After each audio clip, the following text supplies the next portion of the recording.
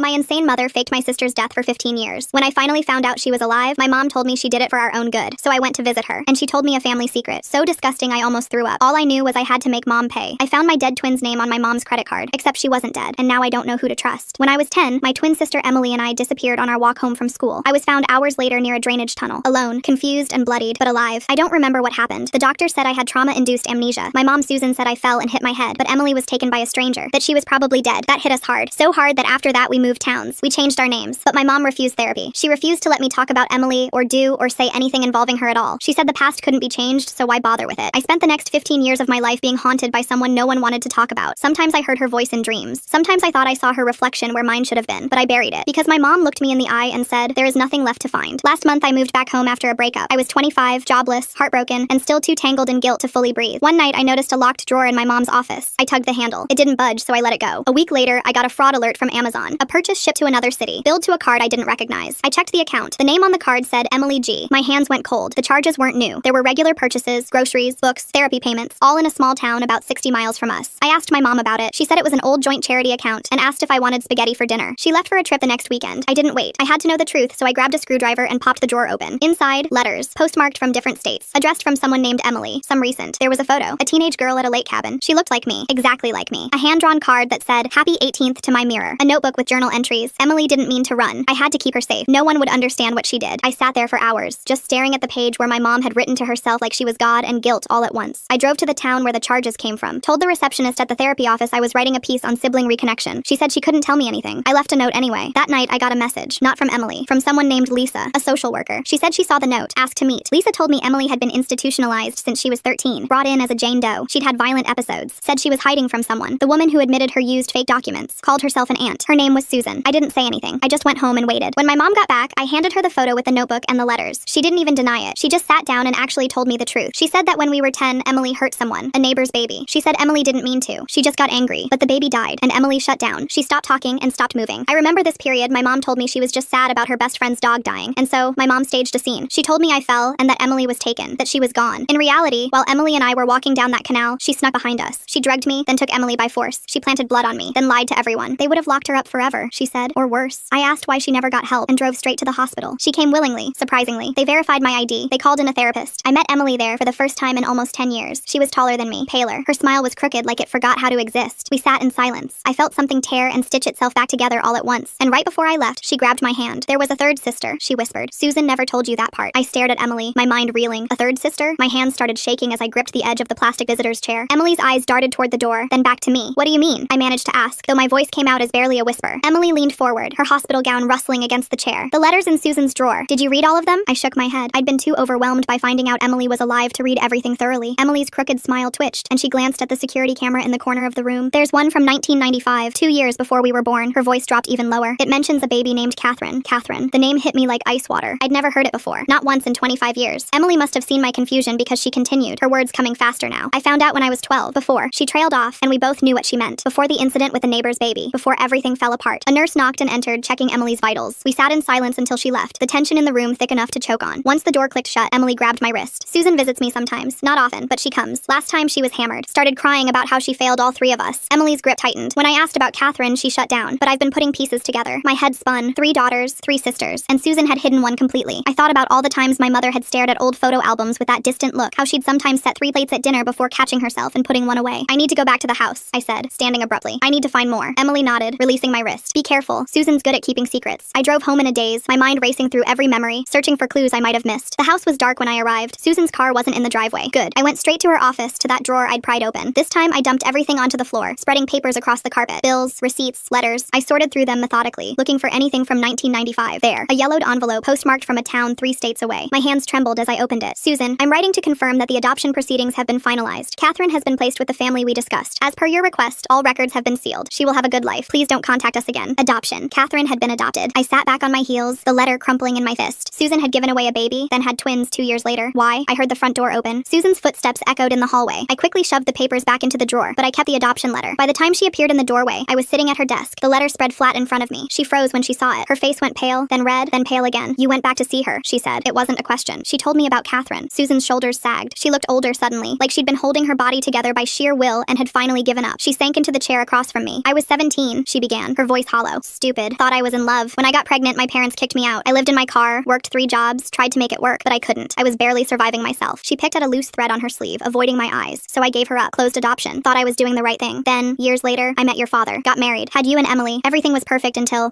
Emily hurt that baby. I finished. Susan flinched. When that happened, when I saw what Emily was capable of, I kept thinking about Catherine. What if she'd inherited something? What if I'd passed on some kind of darkness? I started looking for her just to check, just to make sure she was okay. Did you find her? Susan nodded slowly. She was 13, living in foster care. Her adoptive parents had died in a car accident when she was 8. She'd been bounced around ever since. My stomach churned. Our sister, alone in the system while we lived in our comfortable house, oblivious to her existence. I tried to get custody, Susan continued, but the courts wouldn't hear it. Closed adoption meant closed. I hired lawyers, spent everything we had saved. Your father left because of it. Said I was obsessed, that I needed to let it go. I remembered when Dad left. I was 7. Susan had told us he'd found someone else, but now I wondered if that was just another lie. So you kept trying, I prompted. I kept trying. And then Emily did what she did. And I realized I couldn't handle 2 daughters, let alone 3, especially not with Emily's issues. So I made a choice. I protected Emily the only way I knew how, and I stopped looking for Catherine. The room fell silent. I stared at the adoption letter, trying to process everything. 3 sisters. 1 given away, 1 hidden away. 1 left to live with the guilt of it all. Where is she now? I asked finally. Susan shook her head. I don't know. The last information I had was from 10 years ago. She aged out of foster care. Could be anywhere. I stood up, pocketing the letter. I'm going to find her. Don't. Susan's voice was sharp. Leave it alone. You don't understand what you're getting into. I understand that I have another sister out there who probably thinks she has no family. I understand that you've been lying to me my entire life. I understand that Emily's been locked up for 15 years while you played God with all our lives. Susan's face crumpled. I was trying to protect you all. No, I said, heading for the door. You were trying to protect yourself. I spent the next week diving into public records, social media, anywhere I could search for Catherine. The adoption letter had mentioned the agency name. I called them, but they wouldn't give me any information. Closed adoptions were ironclad, but I didn't give up. I hired a private investigator with the last of my savings. It took him 3 days to find her. Catherine Morrison, 27 years old, living 2 hours away in the city, working as a social worker, of all things. The irony wasn't lost on me. The investigator had included a photo from her LinkedIn profile. She had Susan's nose, Emily's sharp cheekbones, my dark hair. I drove to her office building and waited in the parking lot, my hands gripping the steering wheel. What would I even say? Hi, I'm your sister, surprise. It sounded insane even in my head, but I'd come this far. I couldn't turn back now. I was still gathering my courage when she walked out of the building. She moved with purpose, checking her phone as she headed toward a blue Honda. I got out of my car before I could lose my nerve. Catherine? She looked up, and I saw the moment recognition flickered in her eyes. Not recognition of me specifically, but of something familiar. Her face. My face. Our face. Yes? Her voice was cautious. My name is... I paused, realizing I'd been about to give my fake name, the one Susan made me use after we moved. My real name is Sarah. Sarah Grant. I think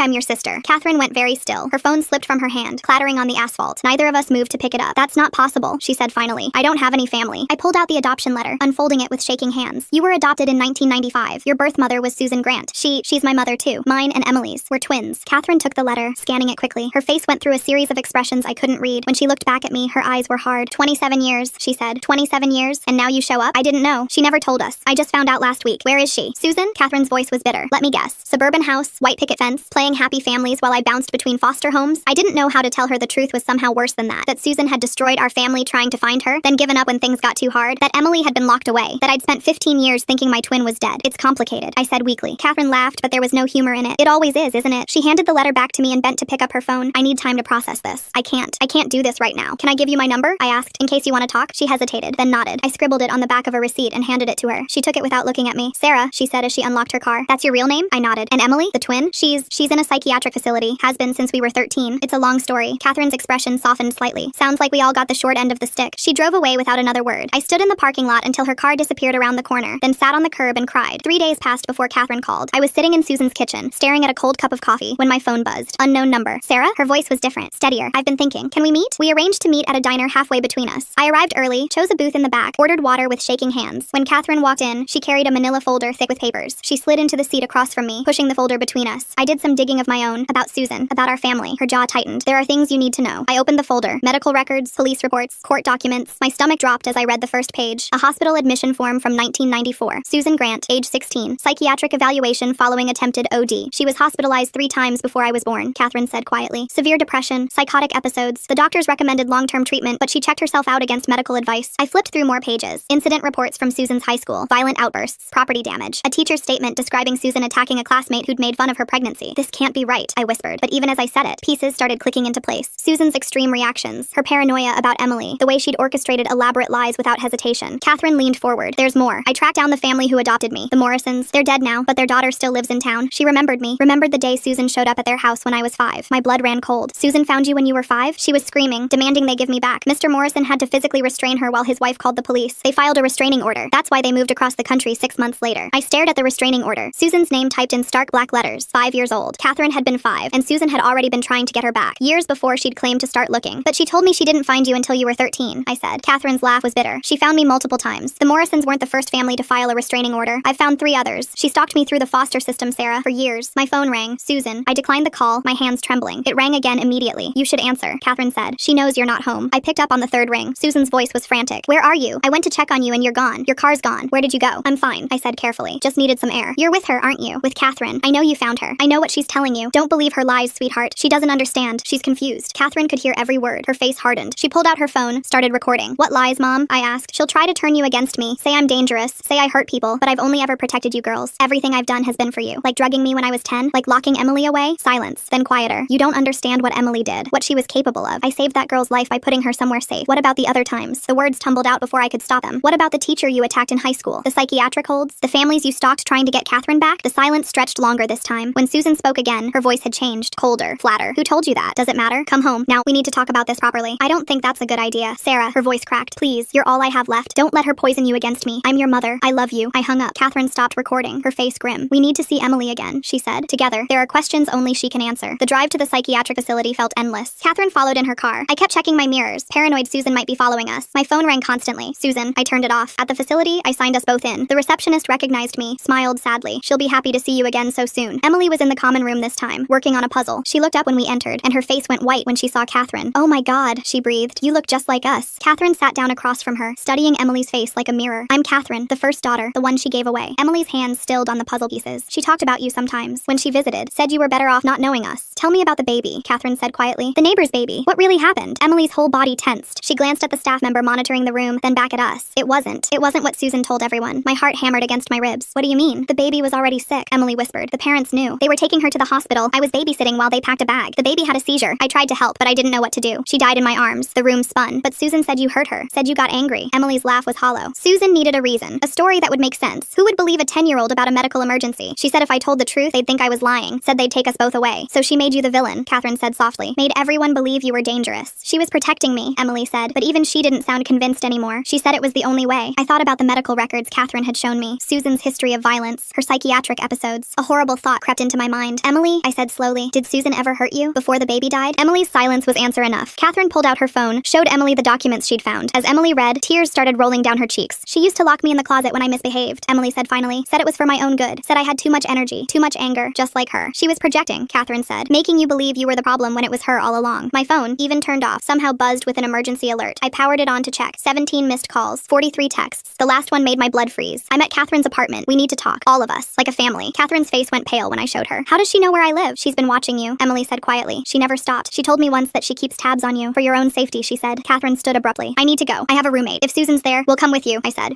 Catherine's voice was firm. This is something I need to handle. But first, we need to make sure you're both safe. She was right. If Susan was spiraling, if she felt cornered, there was no telling what she might do. I thought about the elaborate lies she'd constructed, the drugging, the false police reports, the years of manipulation. There's a motel off Highway 9, Emily said. Susan doesn't know about it. I heard some of the staff talking about it. They use it for family visits sometimes. We made a plan. I would take Emily out on a day pass, something the facility allowed for family members. We'd go to the motel, wait for Catherine to handle things at her apartment, safety in numbers. The discharge process took an hour. Papers to sign, medications to collect. The whole time my phone buzzed with messages from Susan. I didn't read them. As we walked to my car, Emily grabbed my arm. There's something else. Something I never told Susan. About that night when we were 10. I helped her into the passenger seat, my hands shaking. What about it? I remember more than I let on. The drainage tunnel. You weren't alone when they found you. My blood turned to ice. What? There was someone else there. A woman. She was holding you, crying. When she saw the flashlights coming, she ran. That's impossible. The police report said I was alone. Emily shook her head. I saw the original report once, during a therapy session where they were trying to help me process trauma. It mentioned a second person at the scene, but that detail never made it to the official file. My mind raced. Who would have been with me? Who would have run? And why would that detail be removed from the report? My phone rang. Catherine. She's not here, Catherine said, and I could hear the relief in her voice. But my roommate said a woman matching Susan's description was here 2 hours ago. She had a key. How did she have a key? I don't know. Nothing's missing, but Catherine paused. There's a letter on my bed, addressed to all 3 of us. Don't read it alone, I said. We're going to the motel, room 237. Meet us there. The drive felt surreal. Emily beside me, alive after 15 years of believing she was dead. Catherine on her way to meet us. 3 sisters, reunited by lies and separated by truth. The motel was run down but clean. I paid cash, gave a fake name. Old habits from Susan's paranoid years. We waited in the room, Emily sitting on one bed, me pacing by the window. Catherine arrived 30 minutes later with a letter. Her hands shook as she held it out. I couldn't wait. I read it in the car. The envelope was thick, expensive stationery. Susan's handwriting, usually so precise, looked frantic. I opened it, and Emily moved beside me so we could read together. My dear girls, by the time you read this, you'll think you know the truth. You'll think I'm a monster. But there are things you still don't understand. Things I've protected you from your entire lives. Catherine, my firstborn, my biggest regret, not giving you up but failing to get you back. You were perfect, too perfect. They said I was too young, too unstable, but I knew better. I've always known better. Emily, my wild one. You think I locked you away because of the baby, but that was just the excuse I needed. You were starting to remember things, starting to ask questions about that night, about what really happened in the tunnel. Sarah, my survivor. You want to know who was with you that night? Who held you while you bled? It was your real mother, your biological mother, the woman who gave birth to you and Emily, the woman I've been protecting you from since you were 3 years old. I'm not your mother. I'm your aunt. Your real mother, my sister Rebecca, was dangerous, genuinely dangerous. Not the way they said I was. She hurt people, enjoyed it. When she had you and Emily, I thought babies might change her, make her better, but it made her worse. She used to play games, sick games, leave you in dangerous places to see if you'd survive, hold you underwater to watch you struggle. I reported her so many times, but she was charming, convincing. No one believed me. The night Emily disappeared, Rebecca took you both. I'd been watching, waiting for her to make a mistake. When I found you in that tunnel, you were almost dead. Emily was already gone, Rebecca said. She'd buried her in the woods. I knocked Rebecca unconscious and ran with you, called 911 from a payphone. Then I went back and dealt with my sister. She's buried where she left Emily, or where she said she did. I never found Emily's body. When Emily showed up at that hospital 3 years later, alive, with no memory of those missing years, I knew Rebecca had lied, but I also knew Emily was damaged. Whatever Rebecca did to her in those 3 years broke something inside her. So yes, I lied. I drugged you to keep you from remembering. I institutionalized Emily to keep her safe. I changed our names, moved towns, created new identities, because Rebecca wasn't working alone. She had friends, people who helped her, people who are still out there. I've spent 22 years watching, waiting, protecting you all from shadows you didn't even know existed. But I'm tired now, and you girls seem determined to dig up the past. The drainage tunnel is real. The coordinates are below. If you want the truth, the whole truth, go there. Dig where the old oak tree used to stand. But be prepared for what you'll find, and be careful. They're still watching. They've always been watching. All my love, Susan, Aunt Susan, I suppose I should say. The letter fell from my numb fingers. Emily made a sound like a wounded animal. Catherine stood frozen by the door. This is insane, I whispered. She's lying. She has to be lying. But even as I said it, fragments of memory surfaced. A woman's face, not Susan's, singing lullabies, hands holding me underwater, a voice saying, "Let's see how long you can hold your breath, baby." Emily was rocking back and forth on the bed. "The games," she whispered. "I remember the games. I thought they were nightmares." Catherine picked up the letter, studied it. "The coordinates, they're real. I looked them up. It's about an hour from here, deep in the woods." "We're not going," I said immediately. "This is just another manipulation, another lie to cover up her lies." "What if it's not?" Emily's voice was small. "What if there's really something there?" My phone buzzed. Susan again. This time, a photo. The drainage tunnel from 22 years ago. But in this photo, there were 2 women. Susan, younger, terrified, and another woman who looked exactly like her but with dead eyes and a smile that made my skin crawl. The text below read, "Rebecca, 2 hours before she took you. I'm not the monster in this story." Another photo. Newspaper clipping. Local woman missing. 2 children found. The date was right. The location was right. But the woman in the photo wasn't Susan. It was Rebecca, the woman from the first photo, our mother. A third text. "Check Emily's medical records from when she was found. Check who signed her in." It wasn't me. Catherine was already pulling up records on her phone. Her face went white. Rebecca Grant. She signed Emily into the hospital 3 years after she supposedly died. The room spun. Everything I thought I knew was fracturing. If Susan was our aunt, if our mother was alive for 3 years after that night, if she had Emily, "We have to go to the coordinates," Emily said. "We have to know. It could be a trap," I argued. "Susan could be waiting there. Or she could be telling the truth," Catherine said quietly. "And we've been hating the wrong person for 22 years. We sat in silence, 3 sisters bound by blood and lies, trying to decide if the truth was worth the risk. Finally, Catherine stood. "I'm going, with or without you. I've spent my whole life not knowing who I am or where I came from. If there's even a chance of answers, I have to take it." Emily nodded. "Me too. I need to know what happened during those 3 years. Why I can't remember. What she did to me." They both looked at me. I thought about Susan, who might be my aunt, who might have saved my life. I thought about Rebecca, who might be my mother, who might be a monster. I thought about 22 years of lies that might have been protection. "Okay," I said finally, "but we go prepared, and we tell someone where we're going, just in case." Catherine called her roommate, gave her the coordinates and a time frame. If we weren't back by morning, she was to call the police. We stopped at a hardware store, bought flashlights, shovels, rope, just in case. The drive into the woods was silent. The GPS led us down increasingly narrow roads until we had to park and walk. The coordinates led to a clearing. No oak tree, but a stump remained, ancient and rotting. We started digging. 3 feet down, Emily's shovel hit something hard. We cleared the dirt carefully, revealing wooden boards. A root cellar maybe, or something worse. I pried up the first board. The smell hit us immediately. Earth and decay and something chemical. Catherine shined her flashlight down. Stairs, carved from dirt, leading into darkness. "We should call the police," I said. "And tell them what?" Emily asked. "That our maybe aunt told us to dig here? That our maybe mother might have buried bodies?" She was right. We'd come this far. We had to know. The stairs were sturdy despite their age. The cellar opened into a small room. Concrete walls. A single bulb hanging from the ceiling. Miraculously still working when Catherine found the switch. The room was full of boxes. Dozens of them. All labeled with dates. Emily opened the nearest one. Photos spilled out. Children. So many children. Some looked familiar. Some looked like us. "Oh my God," Catherine whispered. She was holding a notebook. Pages filled with neat handwriting. Not Susan's. Someone else's. Subject 12 shows promising resistance to water therapy. Held breath for 3 minutes before panic set in. Will increase duration tomorrow. Subject 7 failed temperature endurance test. Disposal recommended. Subjects 23 and 24, twins, show unusual bond. Separation experiment begins tomorrow. I was going to be sick. The photos, the notes, the clinical descriptions of torture. And at the bottom of the box, identification bracelets. Hospital bracelets. From different states, different years. All with variations of our names. Sarah, Emily, Catherine, but different last names, different birth dates. "We weren't the only ones," Emily said, her voice hollow. She had other children, other sets of twins, other daughters she gave away. Catherine found another box. This one had videotapes. We didn't have a player, but the labels were enough. Water training, S23. Endurance test, S24. Separation anxiety documentation, K1, S23 and S24. Sarah and Emily. Emily. K1, Catherine, the first. At the back of the room, a metal filing cabinet. Locked, but the rust had weakened it. Inside, medical records. Birth certificates. Death certificates. So many death certificates. Rebecca Grant, deceased 2001. But that was wrong. If Susan's timeline was right, Rebecca died in 1999. Unless she faked her death, I said. Multiple times. New identities. New children. New experiments. Emily found a map. Locations marked across 3 states. Some circled in red. Some crossed out. One marked current in fresh ink. Fresh ink. We need to leave, I said. Now. But it was too late. We heard footsteps above us. Slow, deliberate. The cellar door creaked open. I told you to be careful. Susan's voice drifted down. I told you they were still watching. She appeared at the top of the stairs. Not alone. A woman stood beside her. Older, grayer, but unmistakable. The woman from the photos. Rebecca, our mother. She smiled, and it was the same dead smile from 22 years ago. My girls, she said, together at last, just like I always planned. Rebecca descended the stairs slowly, each step deliberate. Susan followed behind her, her face a mask I couldn't read. My legs felt frozen to the dirt floor. Don't look so shocked, Rebecca said, her voice eerily calm. I've been watching you girls piece things together. Quite impressive, really, though you missed some crucial details. Catherine moved closer to Emily and me, the 3 of us instinctively forming a tight cluster. Rebecca's eyes tracked the movement, that dead smile widening. Subject behavior, she murmured. Protective clustering in response to perceived threat. Fascinating how it persists even after separation. Susan flinched at the clinical tone. Rebecca, please, they're not subjects anymore. They're our daughters. Rebecca turned to her sister, eyebrows raised. Our daughters? You mean my daughters? The ones you stole from me? You were hurting them. Susan's composure cracked. The things you did. Research, Rebecca interrupted. Important research. Do you know how many children die from preventable accidents each year? I was creating survivors, teaching them to adapt, to endure. Emily's hand found mine, squeezing hard. I felt her trembling. Rebecca noticed. Ah, Emily, my greatest success and biggest disappointment. 3 years of conditioning, and you retained nothing. Such a waste. You tortured children, Catherine said, her voice steady despite everything. That's not research. That's abuse. Rebecca tilted her head, studying Catherine like a specimen. The first attempt. So much potential. But Susan interfered before I could even begin proper trials. Tell me, Catherine, did you ever wonder why you survived all those foster homes? Why you adapted so well? Catherine's jaw tightened. I survived because I'm strong. Because I made you strong, Rebecca corrected. Even those few months before Susan gave you away, I was already conditioning you, building your foundation. Susan moved between Rebecca and us. Enough. Girls, get out of here. Run. But Rebecca grabbed Susan's arm, her grip surprisingly strong. They're not going anywhere. We have work to finish. I scanned the room, looking for another exit. Nothing. Just the stairs, blocked by both women. The boxes of evidence surrounded us, testament to years of horror. The police know where we are, I lied. Catherine's roommate will call them if we don't check in. Rebecca laughed. The roommate who's currently enjoying a very deep sleep? I'm thorough, Sarah. Always have been. My blood ran cold. Catherine pulled out her phone, but there was no signal this deep in the woods. Besides, Rebecca continued, what would the police find? A concerned mother reuniting with her daughters? Susan's the one who kidnapped you, who falsified documents, who's been hiding you all these years. To protect them from you, Susan yanked her arm free. You're sick, Rebecca. You've always been sick. Sick? Rebecca's voice rose for the first time. I'm a visionary. Do you know how many parents have benefited from my research? How many children are alive today because of what I learned? She pulled out her own phone, swiping through files, published papers, consulting work. I've saved more lives than you could imagine by experimenting on your own children, Emily said quietly. Rebecca's attention snapped to her. By creating data that couldn't be obtained any other way. You think those safety standards for car seats, school fences, household chemicals just appeared? Someone had to test the limits. Using us as lab rats, I said. Using my own genetic material to ensure consistent results, Rebecca corrected. I couldn't trust other people's children. Too many variables. Susan lunged forward suddenly, trying to grab Rebecca's phone. They struggled, and in the chaos, Catherine grabbed a shovel. Stop, she shouted, raising it threateningly. Both women froze. Rebecca's smile returned. Good. Threat assessment and tool utilization. You see, Susan? The conditioning holds even after all these years. Shut up, Catherine said. We're leaving. All of us. And you're going to let us go. Or what? You'll hit me? Rebecca seemed genuinely curious. Go ahead. I'd love to see if you can overcome the inhibitions Susan programmed into you. Catherine's hands shook on the shovel handle. I could see her struggling, wanting to act but unable to follow through. Rebecca nodded approvingly. Thought so. Susan made sure you girls could never hurt anyone, even in self-defense. Such a waste of good survival instincts. They're not killers, Susan said. That's not a flaw. It's a weakness, Rebecca countered. The world is dangerous. They needed to be dangerous too. While they argued, Emily had been quietly moving toward the filing cabinet. She pulled out a thick folder, her face paling as she read. There were 12 of us, she said suddenly. Everyone turned to look at her. 12 sets of twins, different fathers, different states. Rebecca's smile widened. Very good. Though technically 13 sets. The last pair didn't survive the initial trials. You called babies, Catherine said, horror clear in her voice. I documented failure points, Rebecca said calmly. Each iteration improved on the last. You 3 represent the pinnacle of my work. We're people, I shouted, not experiments. You're both, Rebecca said simply. That's what makes you special. Susan used the distraction to grab the shovel from Catherine's loosened grip. She swung it at Rebecca, who dodged with surprising agility. Still trying to play savior? Rebecca taunted. You couldn't save them then, and you can't save them now. They circled each other while we pressed against the wall. I noticed Emily pocketing several documents from the folder. Girls, when I say run, you run, Susan said, not taking her eyes off Rebecca. Don't be dramatic, Rebecca said. No one's running anywhere. We have too much to discuss. 22 years of data to review. There's nothing to discuss, Susan said. It's over. Your research, your experiments, all of it. Over. Is it? Rebecca pulled something from her pocket. A small device with a blinking light. You think this is my only facility? My only set of subjects? My stomach dropped. She was still doing this. Still experimenting on children. You're lying, Susan said, but uncertainty crept into her voice. Check the map, Rebecca said, gesturing to the papers Emily held. Current locations. Active trials. Did you really think I'd stop because you took 3 subjects? Emily spread the map on a box. Multiple locations marked in fresh ink. Dates from this year, this month. No, Catherine whispered. Oh yes, Rebecca said, though I'll admit, the quality has declined with without my original subjects to compare against. That's why I've been waiting, hoping you'd find your way back to me. We'll stop you, I said. We'll go to the police, the FBI, everyone. With what evidence? The ravings of 3 traumatized women and their mentally unstable aunt? Rebecca shook her head. I have credentials, published work, respected colleagues. You have nothing but buried trauma and Susan's lies. She was right. Who would believe us? The evidence in this room could be explained away, dismissed as the delusions of a disturbed family. Unless, Rebecca continued, you help me complete my work. Willingly this time. Think of the children we could save together. Never, Emily said firmly. Rebecca sighed. Such a waste. Well, I tried the civilized approach. She pressed the device in her hand. Nothing happened for a moment. Then we heard it. Footsteps above, multiple sets. Associates of mine, Rebecca explained. People who understand the importance of my work. Susan gripped the shovel tighter. Girls, get behind me. But there was nowhere to go. The footsteps grew closer. 3 people appeared at the top of the stairs. 2 men and a woman, all wearing medical scrubs. Dr. Grant, one of the men said. Are these the subjects? The original trilogy, Rebecca confirmed. Plus my sister. She'll need to be sedated. They started down the stairs. Susan swung the shovel, catching the first man in the shoulder. He stumbled but didn't fall. Run! Susan shouted, but Catherine had grabbed another shovel. Emily picked up a piece of rebar from the corner. I found a hammer among the tools we'd brought. We're not running anymore, Catherine said. The woman in scrubs pulled out a syringe. This doesn't have to be difficult. The sedative is mild. You'll wake up somewhere safe. Your definition of safe and ours are very different, I said. They advanced. We fought. It was clumsy, desperate. Catherine's swings were wide but fierce. Emily used the rebar like a staff, keeping them at distance. I threw boxes, papers, anything I could grab. Susan fought hardest of all, placing herself between us and them repeatedly. The second man managed to grab her arm, and she headbutted him, blood streaming from both their faces. Subject aggression exceeding parameters, the woman noted clinically, even as she dodged Emily's swing. Survival instinct override, Rebecca observed from the stairs. Fascinating. Document everything. The first man lunged at me. I brought the hammer down on his reaching hand. He screamed, pulling back. The sound was satisfying in a way that scared me. Catherine connected with the woman's knee. She went down hard, the syringe rolling away. Emily kicked it into the corner, but we were tiring. They were fresh, prepared. The second man, blood still running down his face, managed to grab Emily from behind. She thrashed, but couldn't break free. Emily! I started toward her, but the first man, cradling his injured hand, blocked my path. Catherine swung at Emily's captor, but he shifted, using Emily as a shield. Susan tried to circle around, but the woman, limping now, intercepted her. Enough! Rebecca's voice cut through the chaos. She held a gun, small, efficient looking. I prefer non-violent data collection, but I'm adaptable. Everyone froze. The man holding Emily tightened his grip. Let her go, Susan said. Put down the weapons, Rebecca countered. All of them. Slowly, we complied. The shovels, the hammer, the rebar clattered to the floor. Good. Now we're going to walk upstairs calmly. There are vehicles waiting. You'll come with us, and no one needs to be hurt. You're already hurting us, Catherine said. I'm completing interrupted research, Rebecca said. The hurt was Susan's doing. 22 years of improper development, but we can fix that. There's nothing to fix, I said. We're not broken. Aren't you? Rebecca tilted her head. Emily, institutionalized for 15 years. Catherine, bouncing through foster care. Sarah, paralyzed by guilt and false memories. You're all broken. I can make you whole. We're already whole, Emily said, still struggling against her captor. Broken parts and all. Rebecca sighed. Such limited thinking. Susan's influence, no doubt. She gestured with the gun. Move, slowly. We had no choice. The man released Emily but stayed close. We filed toward the stairs, Rebecca's associates flanking us. That's when I noticed Emily's hand in her pocket, the documents she'd taken. She caught my eye, a plan forming silently between us. As we reached the stairs, Emily stumbled. Papers scattered everywhere. The clinical notes, the photos, the evidence of Rebecca's crimes spread across the dirt floor. Clumsy, Rebecca noted. Stress response affecting motor control, but Emily wasn't done. As the woman bent to gather the papers, Emily grabbed the forgotten syringe from the corner and plunged it into the woman's thigh. Chaos erupted again. The woman collapsed within seconds. Catherine shoved the injured man down the stairs. Susan grabbed the gun from a startled Rebecca. The second man reached for Emily again, but I had the hammer back in my hand. This time I didn't hesitate. The sound it made against his skull was wet. Final. He dropped. Rebecca stared at his unmoving form, then at me. Fascinating, she breathed. You overcame the inhibition. Sarah, the guilty one, became the killer. I'm not a killer, I said, but my voice shook. I'm a survivor. You taught me that. Susan kept the GN trained on Rebecca while Catherine checked the fallen associates. The woman was unconscious but breathing. The man I'd hit wasn't moving at all. The one Catherine had pushed was groaning at the bottom of the stairs. We need to go, Susan said. Now, before more come. But Rebecca laughed. More? These were my only true believers left. Funding dried up years ago. Legitimate channels closed. I've been running on fumes and determination. Then it's over, Emily said. For me, perhaps. Rebecca's smile never wavered. But the data survives. The knowledge exists. Someone else will continue the work. No, Catherine said firmly. They won't. She grabbed the nearest can of the accelerant we'd found among the supplies, started dousing the boxes, the papers, everything. Stop! Rebecca lunged forward, but Susan held her back with the gun. 22 years of research! Rebecca screamed, her composure finally cracking. You can't destroy it all! Watch us, Emily said, helping Catherine. I joined them, the 3 of us working methodically while Susan kept Rebecca at bay. Please, Rebecca begged. You don't understand. The applications, the potential. Think of the lives. Think of the lives you destroyed, I interrupted. The children who didn't survive, the ones still out there, damaged by your experiments. Catherine found matches in one of the toolboxes. She looked at Emily and me. We nodded. The first match caught immediately. Fire spread across the fuel-soaked papers, consuming years of horror. Rebecca made a wounded sound, reaching toward the flames before Susan pulled her back. We need to get out, Susan said urgently. The smoke was already thick, the old wooden structure catching fast. We climbed the stairs, Susan forcing Rebecca ahead at gunpoint. The injured man had crawled away, leaving a blood trail. We left him. Outside, the night air was sharp, clean. We could hear the fire crackling below, see smoke beginning to pour from the cellar entrance. My life's work, Rebecca whispered, staring at the smoke. Your life's work was torture, Susan said. It deserves to burn. We backed away as the fire spread. The old wood caught quickly, flames reaching toward the sky. In the distance, sirens wailed. Someone had seen the smoke. They'll arrest all of us, Rebecca said, some of her composure returning. Susan for kidnapping. You 3 for assault, arson, possibly murder. Maybe, Catherine said. But they'll also find what's left of your experiments. The bodies in that cellar. The evidence that survives the fire. Rebecca's smile faltered for the first time. We heard the sirens getting closer. Susan lowered the GN, suddenly looking exhausted. Girls, she said, I'm sorry for all of it. I thought I was protecting you, but I just created different cages. You saved us, Emily said quietly. From her. That counts for something. The fire roared higher. In its light, I could see Rebecca clearly. No longer the monster from my nightmares, just a broken woman watching her delusions burn. You could have been extraordinary, she said to us. I could have made you perfect. We're perfectly ourselves, I said. That's enough. The first police car crested the hill, lights flashing, then another. Soon the clearing filled with vehicles, firefighters, paramedics. They found the injured man first, then the woman, still unconscious from the sedative. The one at the bottom of the stairs was dead. I'd culled him. The weight of that settled on me, heavy, but not crushing. They separated us for questioning. I told the truth, all of it. The officer's face went from skeptical to horrified as I spoke. They found enough evidence in the burned cellar to confirm our story. Bodies, children's bodies, some decades old. Rebecca was arrested. So was Susan, initially, though the charges would later be dropped. Self-defense, the lawyers said. Justifiable actions given the circumstances. The surviving associates confirmed everything under interrogation. Rebecca's experiments, the other sites, the children still being monitored. A massive investigation launched. Catherine, Emily, and I spent hours in the police station, then days with FBI agents. We drew maps, shared memories, helped them piece together Rebecca's network. 12 other children were found across 3 states. All adults now, all bearing the scars of her experiments. Some had children of their own, children Rebecca had been watching, waiting to acquire. The trials would take years. Rebecca, deemed competent to stand trial despite her lawyer's efforts, faced hundreds of charges. Life in prison, no possibility of parole. Susan was released after 2 months. The courts recognized her actions as protective, if misguided. She moved to a small apartment near Emily's facility. Emily was granted supervised release. 22 years of questions finally answered. She began the slow process of building a real life. She got a job at a plant nursery, finding peace in growing things. Catherine returned to social work with renewed purpose. She specialized in cases involving child abuse, using her experience to spot signs others missed. She saved kids, lots of them. I went to therapy, real therapy this time. Dealt with the guilt, the memories, the fact that I'd killed someone. My therapist said I'd done what I needed to survive. I believed her eventually. We met for dinner once a month, the 4 of us, Susan, Emily, Catherine, and me. Not a perfect family, but a real one. Scarred, complicated, but genuine. The nightmares faded slowly. Rebecca's voice, her clinical observations, the smell of that cellar, but they faded, replaced by new memories, better ones. Catherine got married 2 years later. Emily was her maid of honor. I gave a speech that made everyone cry. Susan sat in the front row, tears streaming down her face. Emily found love too. A fellow survivor of childhood trauma who understood her silences, her sudden fears. They moved in together, adopted a rescue dog named Hope. I wrote about it, all of it. Not for Reddit this time, but for a book. Our story, told properly. The proceeds went to supporting survivors of abuse. Susan aged rapidly after everything came out, the weight of 22 years of lies finally showing. But she found peace in small moments. Grocery shopping with Emily, coffee with Catherine, late night talks with me about forgiveness. The other survivors reached out slowly. Some wanted to meet, others just wanted to know they weren't alone. We formed a support group of sorts. The most unusual family reunion imaginable. One reached out, a twin who'd lost her sister to Rebecca's experiments. We cried together, strangers bound by shared horror. She had children of her own now, watched them constantly, terrified of inherited darkness. The darkness isn't inherited, I told her. It was inflicted. Your kids are safe. She believed me eventually. 5 years passed. Rebecca died in prison. Heart attack, the report said. None of us attended the funeral. There was nothing to mourn. Susan passed 6 months later, peacefully, in her sleep. We scattered her ashes at the lake where she'd taken us as children, before everything went wrong. The good memories deserved honoring too. Life continued. Quieter now, but fuller. Catherine had twins. The irony wasn't lost on any of us. She named them Hope and Grace. New beginnings. Emily became a master gardener. Her greenhouse overflowed with life. She said plants were honest. They either grew or they didn't. No lies, no manipulation. I became a counselor myself, specialized in trauma recovery, helped others find their way back from darkness. My supervisor said I had unusual insight, if only she knew. We gathered every year on the anniversary, not of the fire, but of the day we found each other again. 3 sisters who'd survived the unsurvivable.